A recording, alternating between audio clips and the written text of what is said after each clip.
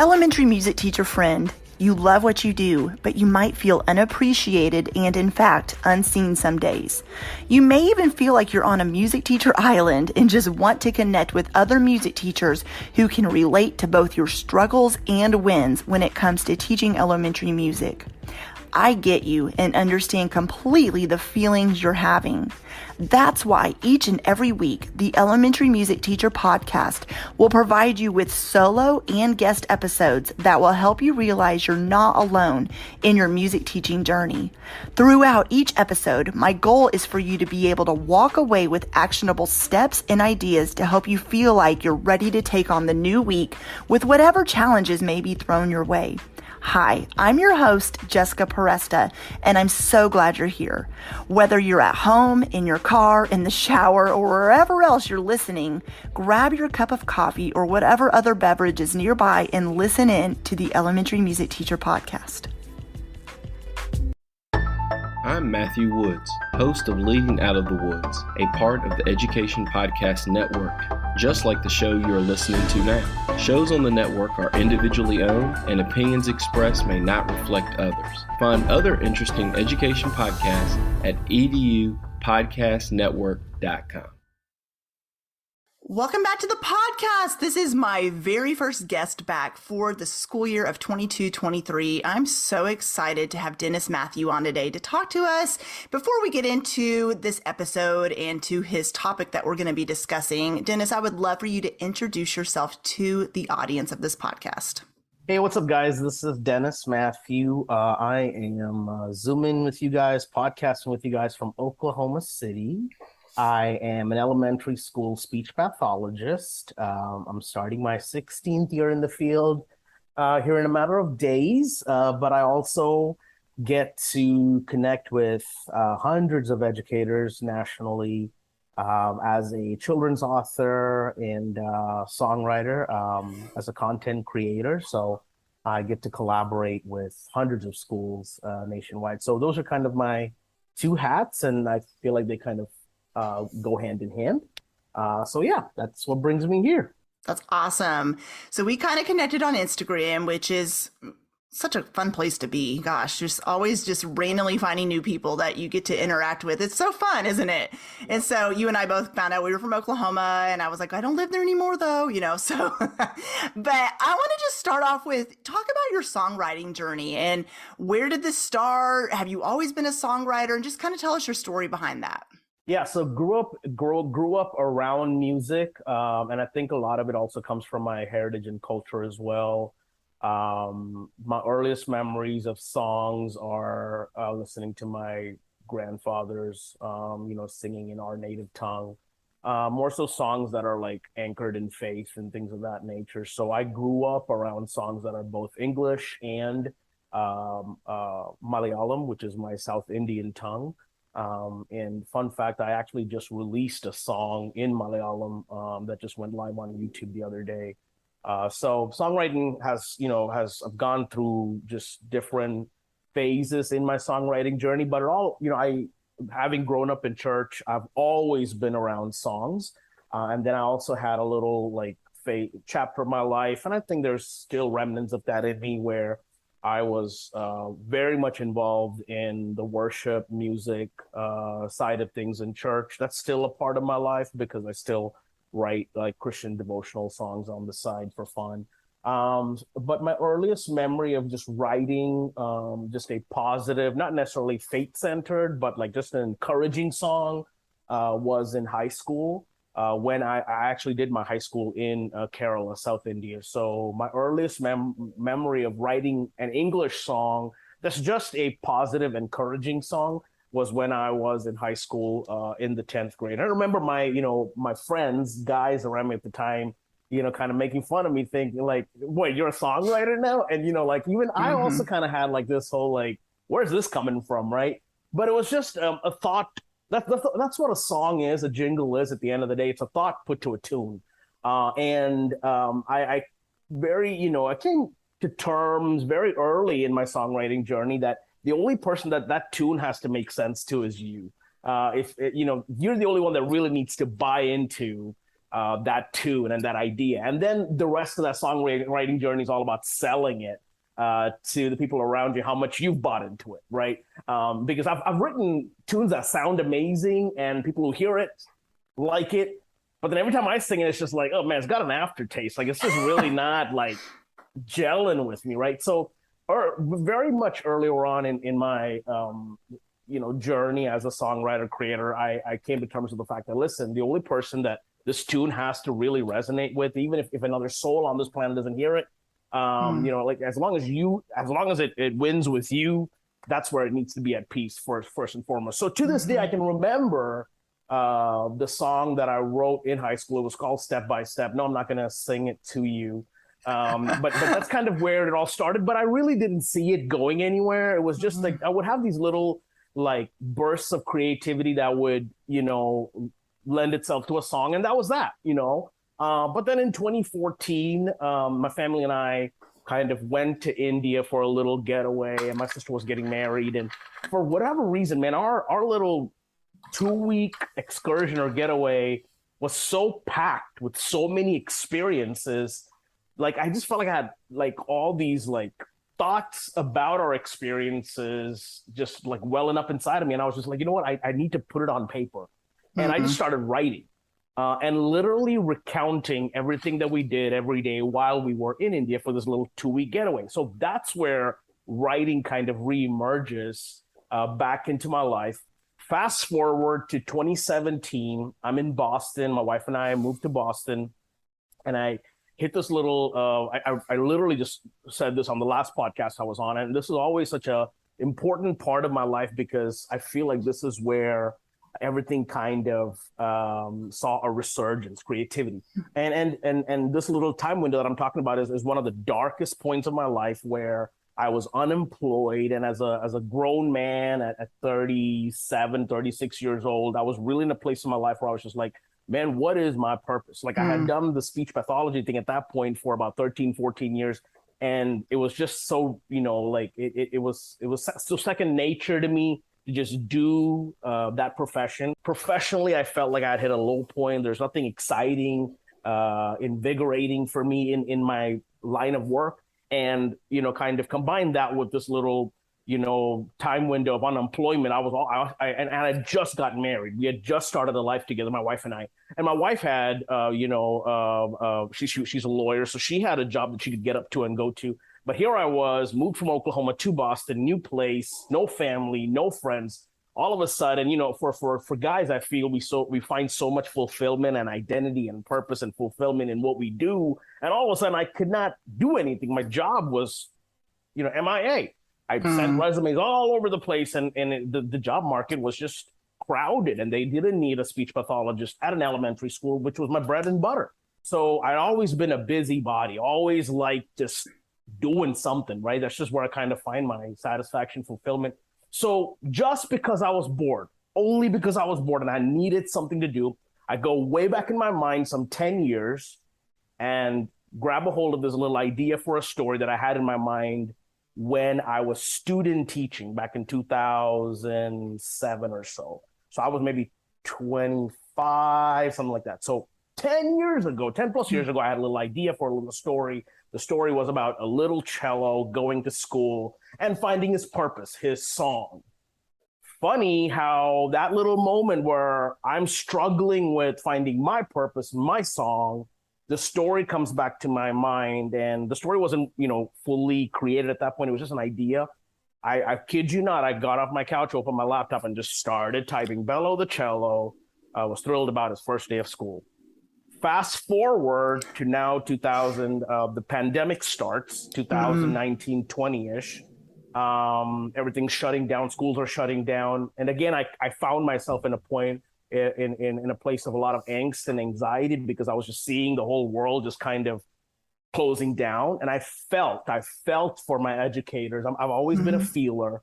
And I felt for my educators, felt for my students. There was just so much angst building up in me, and I just needed to channel a lot of that out. And out came a burst of songwriting. Just in a matter of a month, not even a month, in a matter of about 2 to 3 weeks, I wrote 7 songs, and they were just coming, tunes, words, from all genres, including rap. They were just coming out. And I think being cooped up in a home, not being able to go anywhere, I just needed to like fuel some of whatever was going on inside of me. Now, Bello and My Wild First Day of School had already been out for a year and a half. And Bello had maybe sold around 7,000 to 8,000 copies. My Wild First Day of School had maybe sold around 5,000 to 6,000 copies. I write the song, but that's all I know. I know how to write a song, and I can put tune to it too. But how am I going to get this produced? Out of the blue, I connect with a friend who happened to just be living 3 streets down from me, and he was just like, "Dude, I got a studio in my room, in my bedroom." And literally, his studio was his closet, right? I mean, everything was just so like strapped together in a very tacky way, but it worked. And the product, and he was just very good at producing good music. And he and I teamed together, and to this day, we're good friends. We keep in touch. We talk about doing future collaborations.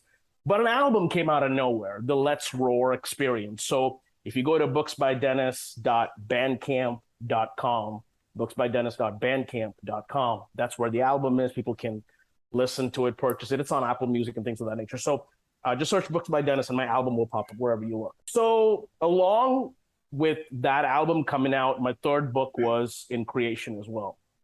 So fast forward, now we're August of 2022. I'm coming up on around 50,000 of my picture books having been distributed to almost 200 plus schools nationwide. It's amazing. And wherever the books go, the music is an add-on. Like schools don't have to purchase my music whatsoever. They're welcome to go online and purchase it.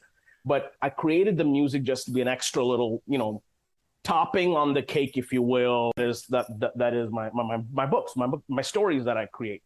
All of that to say, I know someone's listening that's in that dark place in life. I want people to know that advancement comes out of adversity, right? Advancement comes out of adversity. I always look back on the hardest places in my life, and man, when we're in that hard place, whatever that is, it sucks, right? It's oh my gosh, yes. Why in the world, like, we just ask ourselves, like, I was meant for more than this. What am I doing here, right? But in hindsight, every little dark place in my life, I just turned 40 over the last 4 decades. I can honestly say every little dark place that I've been in has given birth to something beautiful, right? Absolutely. Like a lot of my childhood, for example, was very hard. And I feel like to this day, as a 40-year-old, the place that I go to as an author for those narratives is my childhood. Because as I walk the hallways of my school or schools, I see that young Dennis Mathew in the students that I meet. And I often tell myself, man, you know that little story you had, Dennis, when you were 8 years old, 9 years old, 10 years old? That story could encourage this kid right here, right? So that's how I'm getting goosebumps thinking about it, just like talking about it. But a lot of times I go to those places looking for narratives, and those narratives become stories. Those narratives put to tune become songs, right? So that's kind of where I am, and that's kind of the creator I am as well. I always just on this last podcast I was on, the host was like, "What is your purpose in creating this content?" And I told her, like, I've got 2 purposes I'm trying to accomplish. I want our babies to see themselves in the content that I create, right? Books and music.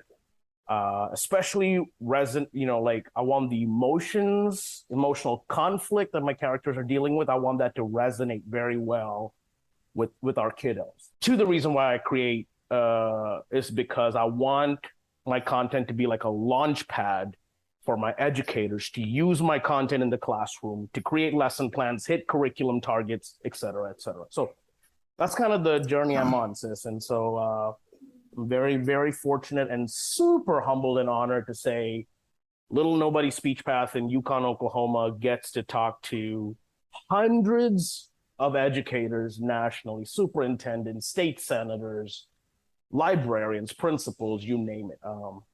So I'm very fortunate and humbled to kind of be on this journey. Yeah, I can ramble. I can talk. I can talk a lot. Hey, no, he's saying that because before we hit record, we're like, let's keep this at 30 minutes, but I don't see it stopping there. But we're going to try. So no, because I said we're both talkers. I love your story. I love creativity stories like that just come out of this passion that just has to come out of you. And you don't know why, you don't know where this pulling is coming from, but you know you have to do it. And I love that it even started in high school, and then this came back around, and you're like, wait a minute, I could turn that into a book and a song. I love it. And it's so cool because it's just you took a step. And when you took that step, all these doors started opening that you never in a million years thought would open. And then, like, here you are now. It's so cool. I love it. I love it so much. And so I want to talk about that a little bit. One thing I hear from a lot of elementary music teachers is they want to use more stories, and they're being asked, by the way, by administration or whoever it is, to use more stories in their music classrooms. They just sometimes don't know how, or they can't find books that they like, or they don't know what to do with the books in the music room and things like that. So I love that you said your stories, and the reason why you want kids to be able to find themselves in those books and relate to it, and teachers to be able to use them. So what are ways, even with your books or a book, like how can teachers use these with their students in the music room?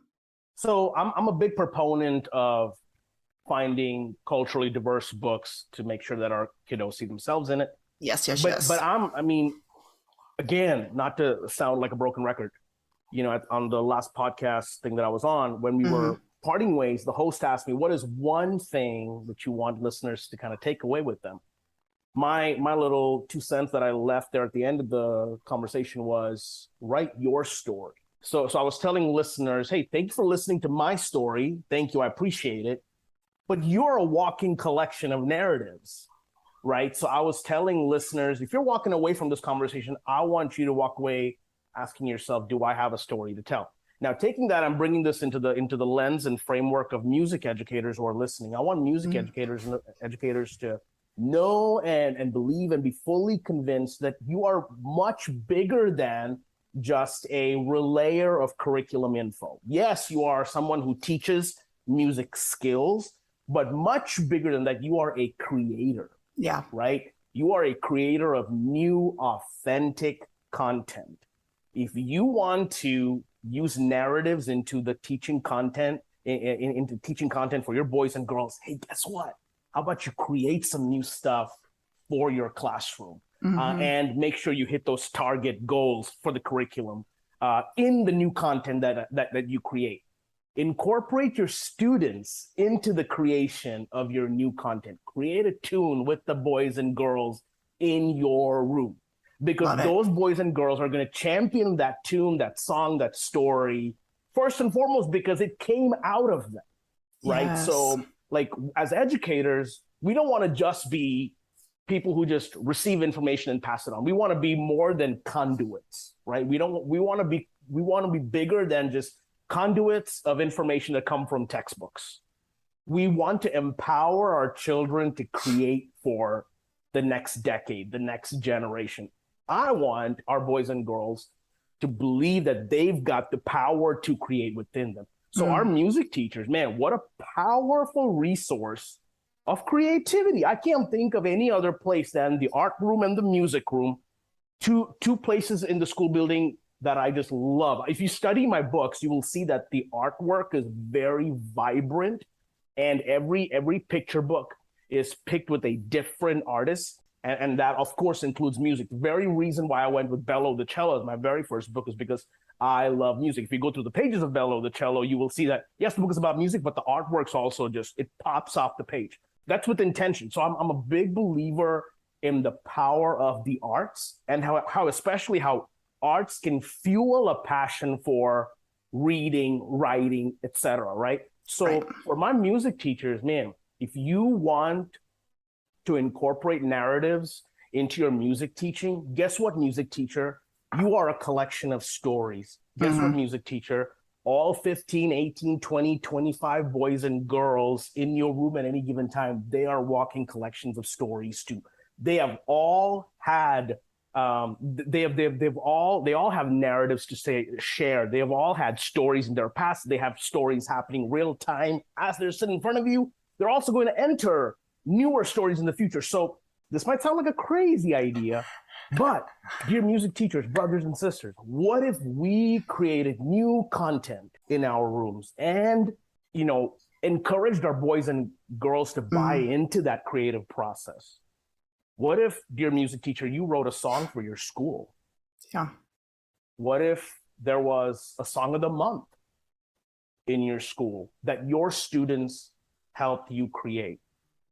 How could you think about creative ways to tell stories through songs? That's historical. So many cultures around the world for centuries have said stories through song. Little detour, that's what the book of Psalms is, right? Yeah. In the Bible, a collection of songs that have also said stories. So stories and music can absolutely coexist. There's so much cultural and historical proof pointing to that.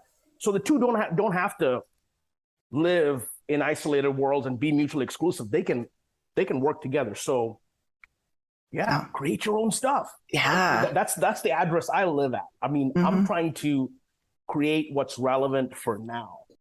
I love it. A couple of things came to mind when you were talking. Is the first thing is, I know elementary music teachers, any teacher for that matter, you feel this as a speech path probably too, is that all the guidelines put on you, or the expectations, and you need to teach this throughout the school year. And so sometimes the creativity gets stifled a little bit because you're not having the opportunity to do as much creativity in your music room as you would want to. With that said, like you even said, it's totally possible. It just is a matter of getting your brain cells, the juices in your brains flowing a little bit. And like you said, hearing your student stories. And one thing, I've said this on this podcast before, and to any music teacher that's worked with me, that the fact that I get asked a lot about classroom management. And when you're talking, I was thinking about this. And one thing I've said a lot is, I didn't really struggle when I was in the classroom with classroom management a lot. Don't get me wrong. I struggled, you're always going to have some struggles. Yeah. But what I'm getting at is, I really made a point to really get to know my students and to share my story with them. When your students get to know you on a personal level, now keep it, as personal. You don't need to go in every detail of your life. But when they get to know you as a person and not just you're the teacher standing, the talking head in the front of the classroom, you're going to notice a lot of these walls breaking down with some of these kids. And I can relate to your story of, I had a very rough childhood too. And I've shared that on this podcast. And I think that really does really pull at your heartstrings for wanting to help kids. But sharing your story, find out your kids' stories, and oh my gosh, the music and the stories that can be created that have not even been created yet, like you said, out of all the stories from your students and yourself, gosh, there's just so much there that I don't know, it just makes me excited to hear like what's going to be created this coming school year from the music teachers listening. Yeah. Couple of things also. If it's a matter of getting permission to do things creatively within your room, while also having all these guidelines to like kind of swim through, tackle, whatever, like I would encourage music teachers to not try to get a whole lot done in a little bit of time. Find joy in little victories, right? You weren't able to put on a theatrical production, but maybe you and your class were able to create a little 2-line jingle that you guys sing as the greeting of the day in the beginning and a wrap up for the end of the day.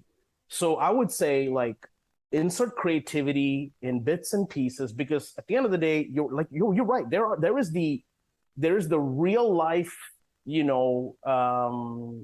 issue of like having to meet all these different requirements that the district, the state, whatever, like puts out, right? So that's very real, right?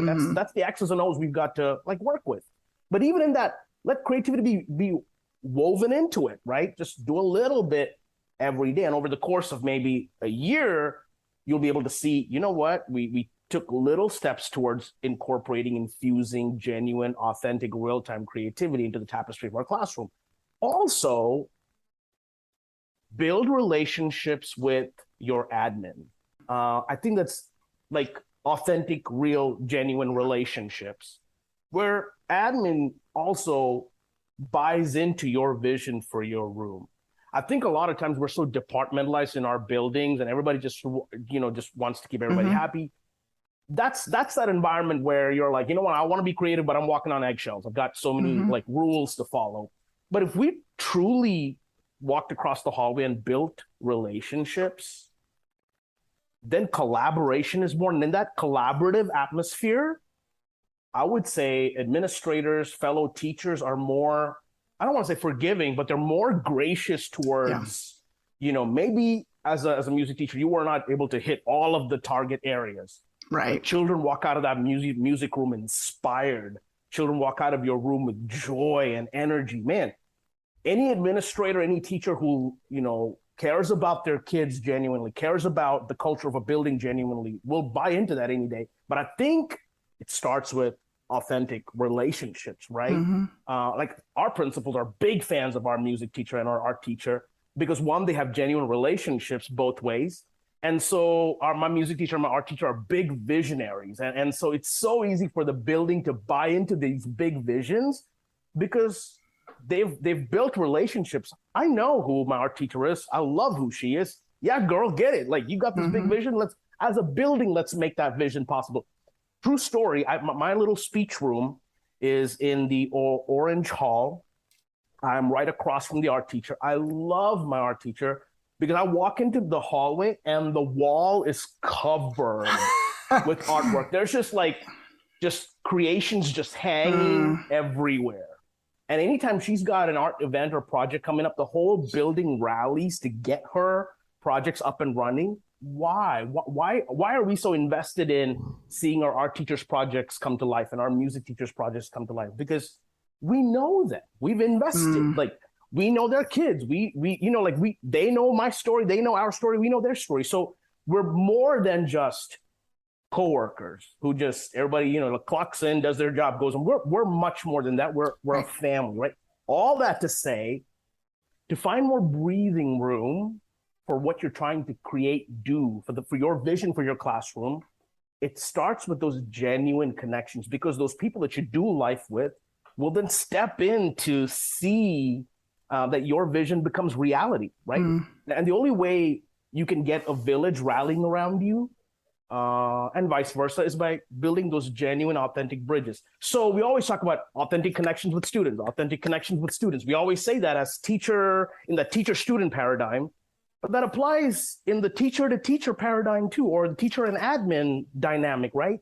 The authentic connection thing is we are wired as human beings. We're wired to be known and to know, right? And I think it all starts there and feeds into a positive culture in a building. My kiddos know that I'm a husband, that I have a 3-year-old daughter, that Calvin's my dog, right? My kiddos know me. And guess what? When Mr. Mathew is authentic like that, they open up about their weekends too. Oh yeah, we went to the Great Wolf Lodge, or my sister had a birthday, right? Yeah. You build those relationships. And like I've been asked, Mr. Mathew, how do you hit your target goals with articulation and R sounds and S sounds and all that? How do you have a high progress rate? I don't start day one saying, get your R's, get your S's, no. We take weeks to just get to know each other, to the point where if I'm seeing little Johnny walk down the hallway, yo, Johnny, what's going on? How's the day going? Yeah. Just say hi, make eye contact, those little things, right? That's how your coworkers know that you are into them. You are invested and interested in what's going on with them, because we're all fellow human beings trying to do this life thing, right? So those 2 points of encouragement to my music teachers: do a little bit every week, every month. Get little victories, right? As you've got this big vision still in mind.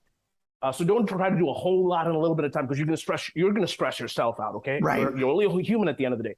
And then point number 2 was build authentic relationships so your admin and your fellow teachers can buy into what you've got going on in your room, right? I always encourage my teacher friends to not live on an island. Just Amen. do their own little thing, right?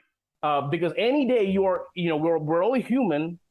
We'll all have those days where we need help, right? Yeah. And so if we live on an island and all of a sudden when we need help on a bad day, it's going to be really weird or awkward when I reach across the hall and talk to Miss Susie, say, hey, I need help. And she's going to say, where have you been all this time? Out of the blue, you just come and ask for help? Where's our relationship, right? So yeah, build relationships. Yes, so good. So a music teacher listening who maybe has written stories in the past like you have, and they're already thinking in their head like, oh, wait, I have some stories, or I have stories I want to tell, or I've written a little jingle, or my class kind of wrote this song together, but they're a little nervous, or fear's holding them back, or they want to implement that more into their classroom, but they're not really sure how. How do you encourage a music teacher listening to get over that hump of being stuck or that block that they're just, holding them back from doing that? So sometimes, this is a great question. There's no easy way through this. Sometimes I feel like I create with the intention or where I know failure is inevitable. As in, I'm writing a tune and I know this tune's not going to be the greatest thing I've ever created. Sometimes I intentionally go on those little journeys to get the creativity flow going, right? Sometimes like the failure to start is our biggest like obstacle in the way, because as a creator, we sometimes like tell ourselves that the thing that I do create, when I finally do create, is the best thing the world's ever seen. Well, if you're a genius, yeah, I mean, if you're a prodigy, maybe that's true for you. But I can tell you, reading to this day as a 40-year-old is super hard for me, which is so empowering. When I do author visits, I tell boys and girls, you guys, Mr. Dennis, this author who sold like 50,000 books, reading is super hard for him. When I say that to my boys and girls who are in these author visit experiences, they're like, because they've been told or they've assumed along the way they've got to be an expert to read, or you've got to be an expert songwriter to write songs, period. I'm not an expert songwriter. I stumble on good tunes on the way of like, as I make many mistakes. I mean, I can't tell you how many songs I've like crumpled up and thrown in the trash. I cannot, oh my gosh, I can't tell you. But that failure to start the creativity block or whatever, you push through it by creating. That's good. Right? Like you create whatever mess that comes out. And it might not be something you like, or you may stumble on something that you fall in love with. But if it's not something you like, okay, discard, try again, right? So again, I've done like a lot of these author podcasts, and I get asked the question, what's your number one advice to aspiring authors? I was like, sit down and write. Yes. I don't have a story. It's okay. Write about your day. And that's the same advice I give my students during my author experiences. Pick up journaling. Some days you might have a lot to say about your day.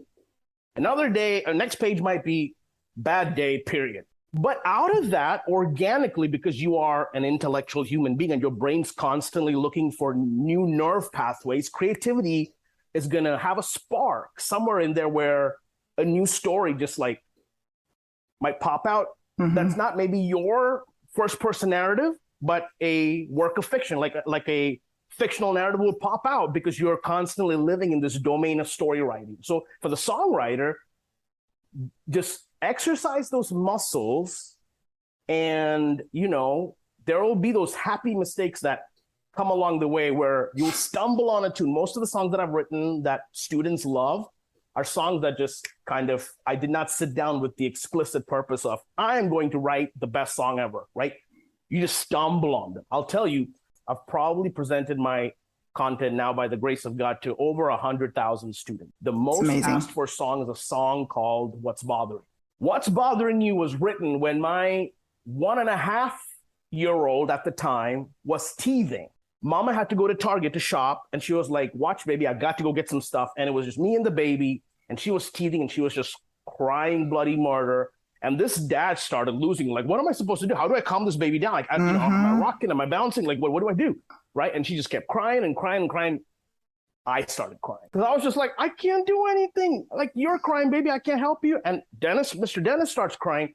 And out of that miserable moment came, what's bothering you? What's bothering you? I want to hear all about it. That tune, right? Just came because I was trying to literally tell me, baby, what's bothering you? It's become a song. We can lean on each other through the good and bad. Everywhere I go now for the schools, like when I do school visits, kids love this song. And it's just like a worm in their ear, like in their brain. Like we sing it once and it's just like stuck to them. Is that the expression, worm in ear? Like right? I think so. Yeah. Yeah. And teachers will always get back with me, like emails or whatever, saying they sang that song all day long. And kindergarten teachers that are like, thank you so much. They sang it all day. Oh, that's so sweet. But that was not intentional, right? Life happened, and the creativity in me, or the brain's like desire to problem solve or give me an outlet, a release valve, if you will, was that tune, right? So for my aspiring songwriters, story writers, the first thing to do is sit down and write. Don't plan about it a whole lot. The right story will eventually come. But in the meanwhile, don't just, go to, paralysis through analysis, right? Like, don't just overthink yourself to a complete standstill. Like, creativity needs a flow. Well, if that flow has been stagnant and cluttered up, you got to kind of clean out, right, what's been held up within you. So the more you exercise those muscles, eventually you'll hit a stride. So for me, I know once I got bellow the cello out, man, ideas just started coming. So I've got now ideas lined up for the next 5 to 7 years, So I'm at a place where I'm just like, man, I hope I get to just get all this stuff out because they're all living in my head, right? So, but it all started with one life event and me just sitting down and just taking that first step. So I would encourage fellow aspiring creatives to just start, right? And see where that leads you. I love it. I love it. So music teachers listening, don't be afraid to be creative. You are creative, and just use those creative juices you already have. You already have a story inside of you, or a song, or another creative endeavor that you have maybe started or have wanted to start, but you've let fear hold you back in your classroom or in your own life for that matter. And also forming relationships with your students and sharing your story, hearing your students' stories. I hope you've heard that today. It's so important, so needed, and I'm so excited to hear from you. And email Dennis as well, and he's going to tell you where to find him in a minute. But let us know what you've done this school year as you get going and the creativity you've let come alive in your classroom because you're just excited and connecting with your kiddos in a better way. So Dennis, thank you so much. Let everybody know about your books and your songs and where they can find you and all those good things. Yeah. So booksbydennis.com, booksbydennis.com is a great one-stop place to kind of see everything that's going on. Educators always reach out to me through the website. On Instagram, I am Books by Dennis. On Twitter, I'm Stories by Dennis. And then on TikTok, let me see. On TikTok, I need to check my handle. I want to say TikTok also is Books by Dennis, but let me confirm. I'm Stories by Dennis on TikTok. So TikTok and Twitter, Stories by Dennis. Instagram, Books by Dennis. And the website is booksbydennis.com. Last thought I want to leave. Fun fact, it takes me anywhere from 2 to 3 years normally to write a full story. Whether that's Bellow the Cello, My Wild First Day of School, How Grizzly Found Gratitude. All that to say, it's a marathon. Don't put the pressure of an end date on yourself when you say, I'm going to write a song or write a story. Let it happen in small steps. Write a little bit. If you need to walk away, walk away. Let life inspire you. Come back, add the next piece. So don't feel like you've got to put together the beginning, middle, and end all in one sit down. Give yourself some grace, okay? Yeah. So I just wanted to throw that out there because when I tell students, yeah, Mr. Dennis takes anywhere from 1.5 to 3 years to write a book, they're like, what? And I have to tell them, hey, listen, I've got a school job too. So, I just life kind of lead me into those moments. I can kind of sense within me I'm about to go into another window of writing where I'm going to put together the last final touches on my chapter book because I'm working on my first chapter book. Awesome. So yeah, allow life to kind of lead you in stages to create. Okay. Yeah. So if you have an idea, just kind of brain dump it. Exactly.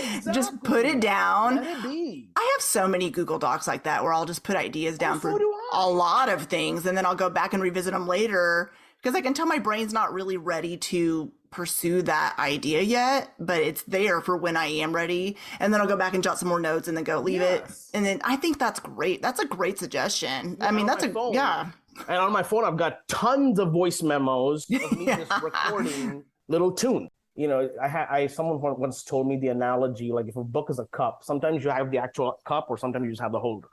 And you're just like, what else goes with that holder, right? Mm-hmm. So I am okay. I've given myself permission to be okay with these works coming together in pieces. It was not okay with me at first when I first started out because I needed to have the whole picture before I started, and that's normal. But